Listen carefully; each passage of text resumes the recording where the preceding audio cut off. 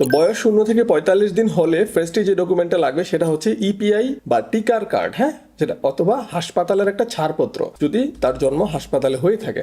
পিতামাতার অনলাইন জন্ম নিবন্ধন সার্টিফিকেট সহ জাতীয় পরিচয়পত্রের কার্ড লাগবে।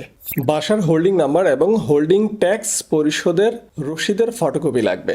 আবেদনকারী বা অভিভাবকের মোবাইল নাম্বার লাগবে। ফর্মের সাথে 1 কপি পাসপোর্ট সাইজের ছবি লাগবে। আবেদনকারীর বয়স যদি 0 থেকে 45-এর উপরে হয়ে যায়, মানে 45 থেকে 5 বছরের মধ্যে থাকে, এই যে ডকুমেন্টগুলো বললাম ফার্স্টে, এই ডকুমেন্টগুলোর সাথে আরেকটা ডকুমেন্ট লাগবে, যেটা হচ্ছে একজন স্বাস্থ্যকর্মীর কাছ থেকে একটা প্রত্যয়নপত্র লাগবে। এছাড়া যাদের বয়স 5 বছরের বেশি তাদের কি কি ডকুমেন্ট লাগবে সেটা এখন জেনে নেওয়া যায়।